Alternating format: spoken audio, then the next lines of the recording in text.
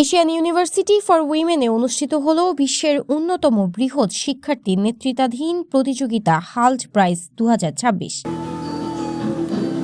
টেকসই উন্নয়ন, উদ্ভাবন এবং নেতৃত্ব এই তিনটির মূল ভিত্তিকে সামনে রেখে আয়োজিত এই প্রতিযোগিতায় শিক্ষার্থীরা উপস্থাপন করেন বাস্তবসম্মত ও প্রভাবশালী সামাজিক ব্যবসায়িক ধারণা।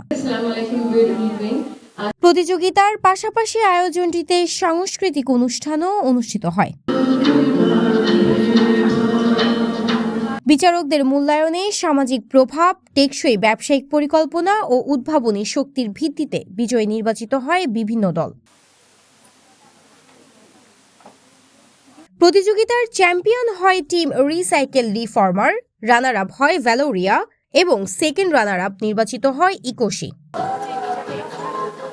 গ্র্যান্ড ফিনালে অনুষ্ঠানে উপস্থিত ছিলেন বিশিষ্ট অতিথি, শিক্ষাবিদ ও কর্পোরেট প্রতিনিধিরা, যারা শিক্ষার্থীর নেতৃত্ব, উদ্ভাবন ও সংস্কৃতির উদ্যোগে এই মেলবন্ধনের ভূয়সী প্রশংসা করেন।